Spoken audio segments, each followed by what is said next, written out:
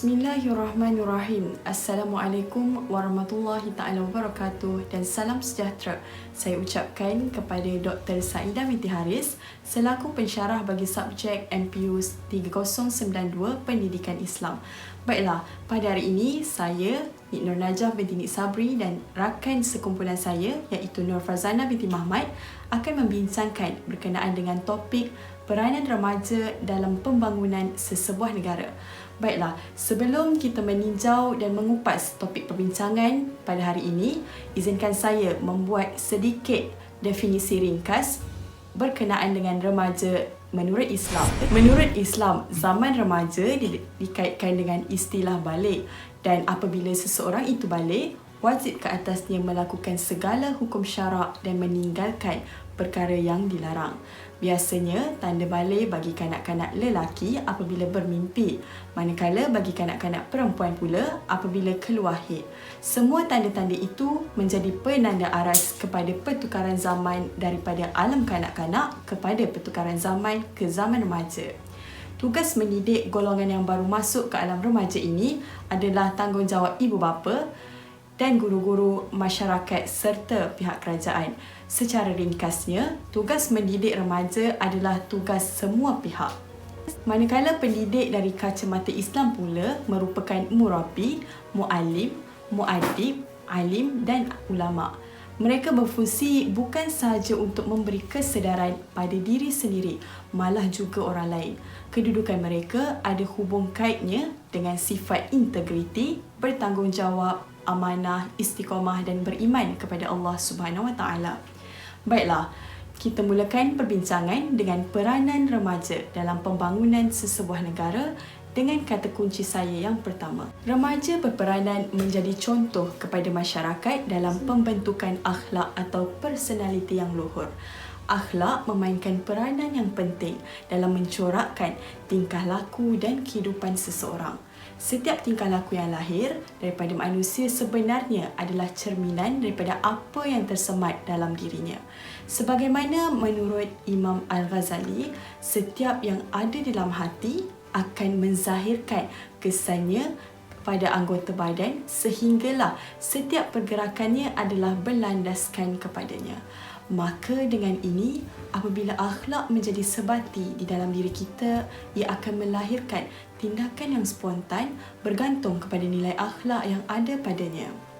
Dalam sebuah hadis Rasulullah SAW yang bermaksud, orang-orang mukmin yang lebih sempurna imannya ialah orang yang baik akhlaknya. Hadis riwayat At-Tirmizi. Oleh itu, berdasarkan hadis Rasulullah SAW tersebut, dapat kita lihat kaitan yang erat antara iman dan akhlak. Rasulullah SAW menyatakan bahawa orang yang mempunyai kesempurnaan akidah dan iman ialah orang yang mempunyai akhlak yang baik. Rasulullah SAW itu sendiri mempunyai akhlak dan budi pekerti yang tinggi sehingga mampu menjadi contoh teladan dan qudwah hasanah kepada seluruh umat manusia. Rasulullah sebagai contoh ikutan terbaik dalam kehidupan. Segala tingkah laku, percakapan dan sikap baginda mencerminkan kepribadian Islam yang dituntut dan dikehendaki oleh Allah Subhanahu Wa Taala untuk dicontohi oleh umat manusia. Firman Allah dalam surah Al-Ahzab ayat 21 yang bermaksud, demi sesungguhnya adalah bagi kamu pada diri Rasulullah itu contoh ikutan yang baik, iaitu bagi orang yang sentiasa mengharapkan keredaan Allah dan balasan yang baik pada hari akhirat, serta ia pula menyebut dan mengingati Allah banyak-banyak dalam masa susah dan senang. Firman Allah ini dengan jelas menerangkan kepada kita bahawa Rasulullah SAW adalah contoh ikutan terbaik untuk kita bagi menjamin kebahagiaan hidup di dunia dan di akhirat. Dengan erti kata lain, Rasulullah SAW adalah role model bagi semua umat Islam. sahabat-sahabat pernah bertanyakan kepada Sayyidatina Aisyah mengenai akhlak Rasulullah sallallahu alaihi wasallam. Sayyidatina Aisyah menjawab, akhlak Rasulullah adalah Al-Quran. Hal ini jelas menerangkan kepada kita bahawa Allah telah menurunkan ke atas junjungan besar Nabi Muhammad sallallahu alaihi wasallam Al-Quran dan mendidiknya sesuai dengan akhlak Al-Quran sehingga baginda menerima kepujian yang amat tinggi dan dikatakan bahawa budi pekerti baginda itu adalah Al-Quran. Seterusnya, remaja pada hari ini perlulah mempersiapkan diri dengan pelbagai ilmu dalam segala aspek. Keutamaan ilmu, belajar dan mengajarkan ilmu sangat dituntut dalam Islam. Kepentingan ilmu dalam kehidupan adalah suatu hakikat yang tidak dapat kita nafikan lagi. Lebih-lebih lagi dalam usaha untuk menjadikan masyarakat kita sebagai masyarakat yang berilmu dan berinformasi. Bagi orang Islam, terutamanya para remaja yang bakal mengisi kepimpinan negara pada masa hadapan, jenis ilmu yang wajar kita pelajari adalah ilmu yang mampu membentuk satu pandangan hidup yang sempurna, progresif dan dinamik. Setiap kegiatan penyaluran ilmu dan maklumat atau latihan kemahiran wajib disulami dengan unsur-unsur pendidikan Islam seperti kesedaran terhadap aspek ketuhanan dan nilai-nilai akhlak. Jangan sesekali kita menganggap bahawa kesedaran agama adalah hanya diterapkan apabila berada di kelas atau ceramah agama sahaja. Malah, kesedaran dan penghayatan agama itu adalah di setiap ruang lingkup kehidupan seseorang manusia. Justeru, dalam hidup ini, setiap saat dan di mana juga kita berada, tiada istilah untuk kita berhenti belajar. Imam Al-Ghazali berkata, belajar atau menuntut ilmu sangat penting dan menyifatkan ia sebagai perkara yang terpuji. Sebagaimana firman Allah yang bermaksud, dan tidaklah betul dan elok orang yang beriman keluar semuanya pergi berperang, oleh itu hendaklah keluar sebahagian sahaja daripada tiap-tiap puak di antara mereka supaya yang tinggal itu mempelajari secara mendalam ilmu yang dituntut oleh agama dan supaya mereka dapat mengajar kaumnya yang keluar berjuang apabila orang itu kembali kepada mereka.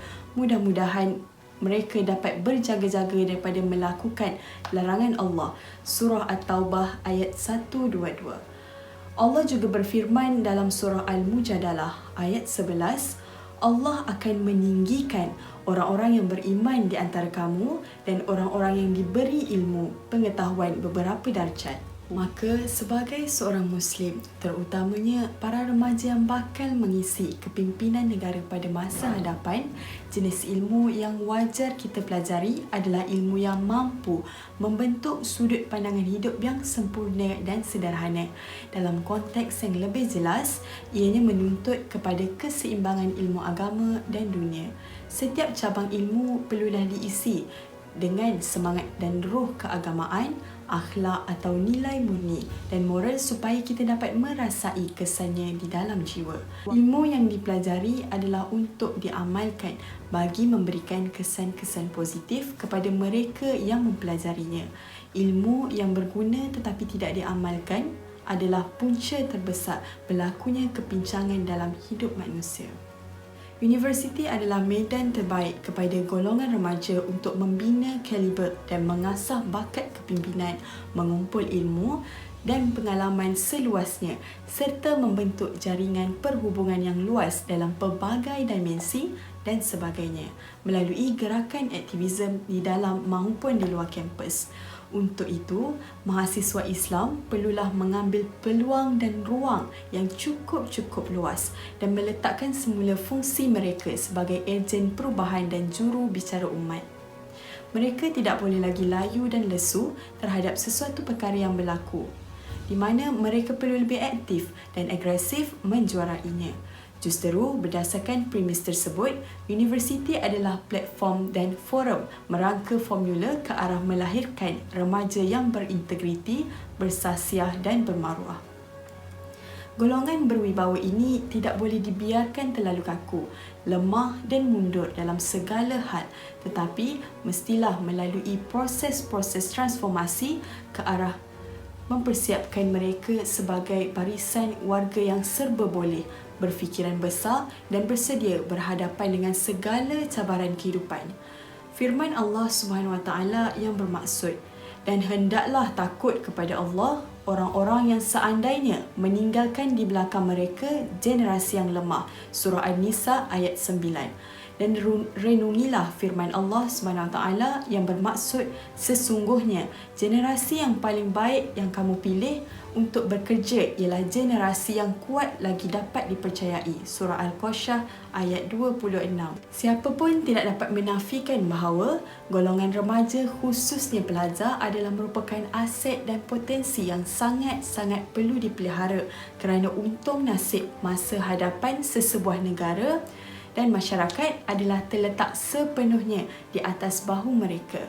Mereka adalah pewaris yang sah tamadun masa kini untuk dilanjutkan dan dipertingkatkan mutunya pada masa akan datang.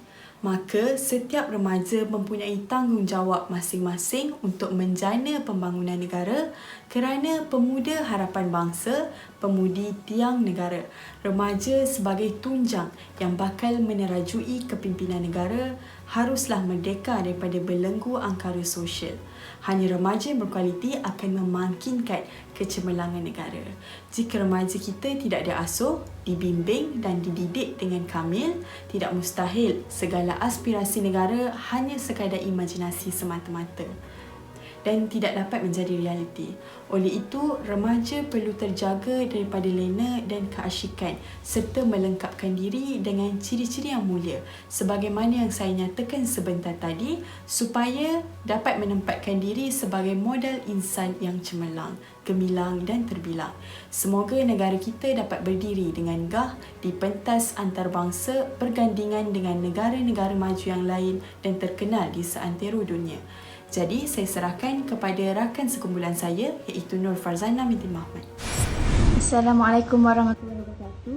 Bagi isu kita yang seterusnya iaitu remaja perlulah mempunyai kesihatan fizikal dan mental yang baik dalam menjamin pembangunan negara.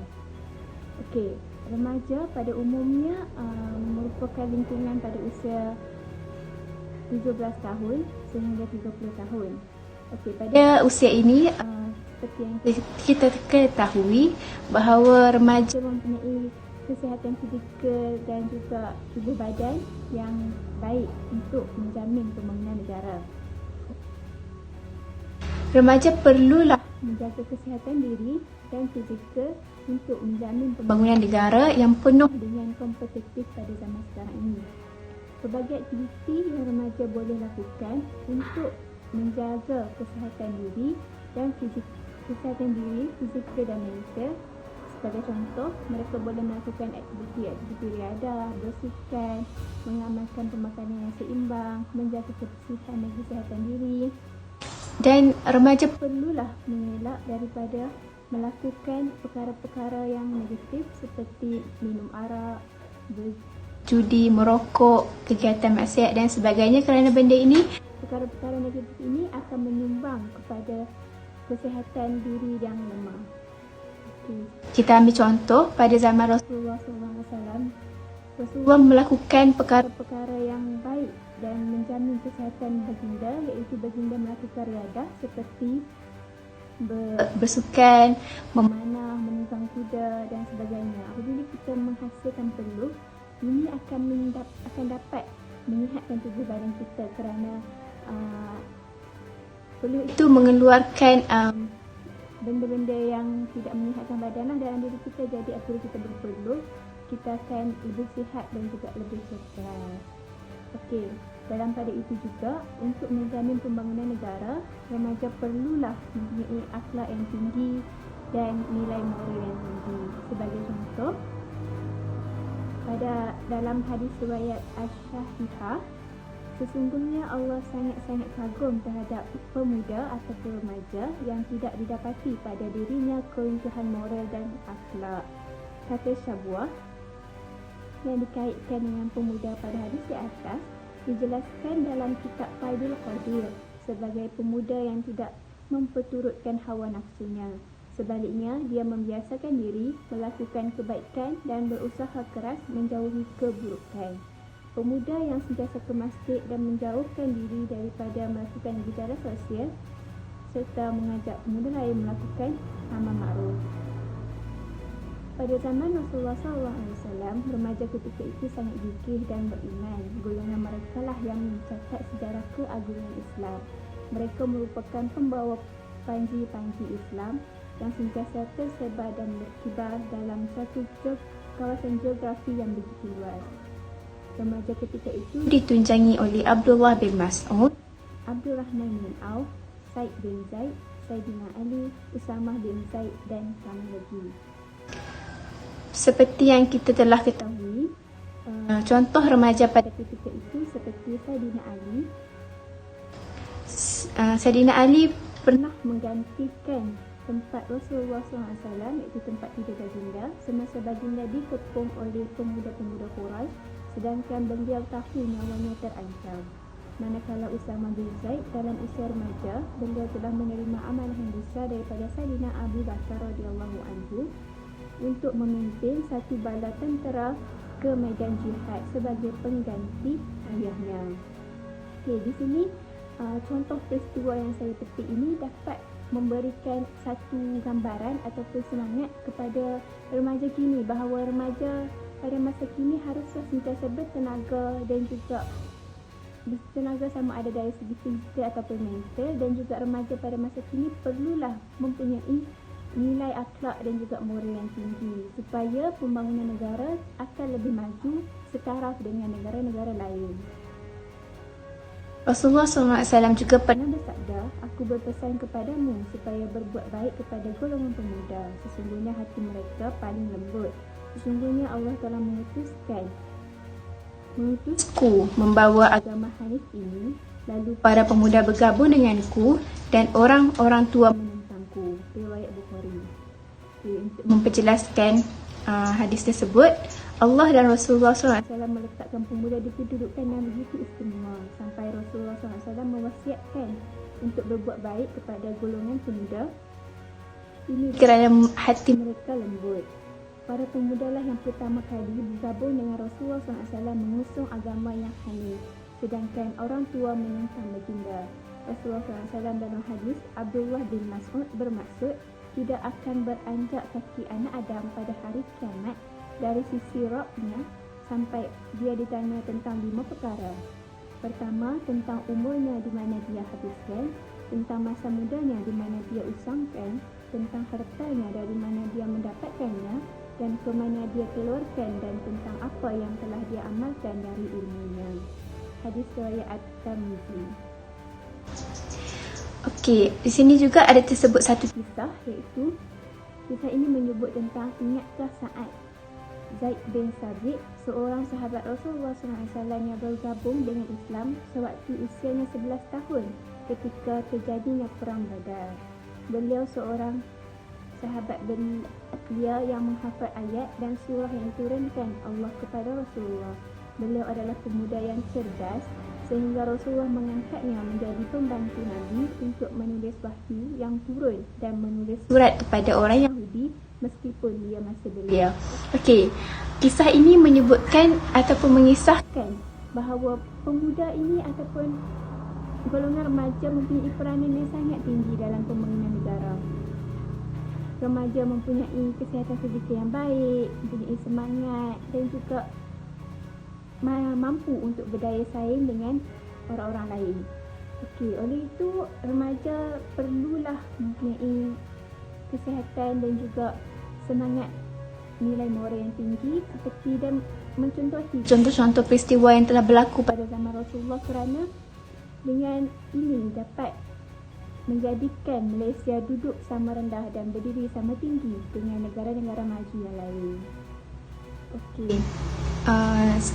Dengan ini ingin saya simpulkan bahawa remaja perlulah menanamkan sikap bertanggungjawab dan juga menanam nilai-nilai murni dalam diri mereka supaya generasi kini yang pada alas 21 ini lebih peka dan juga sentiasa menyumbangkan tenaga kepada negara supaya mencapai pembangunan dan juga kemajuan. Remaja perlulah berganding bahu untuk menjamin kecemerlangan negara. Seperti slogan Pemuda Harapan Bangsa, Pemudi Tiang Negara. Dengan itu, tamatlah isi saya pada hari ini. Sekian, terima kasih.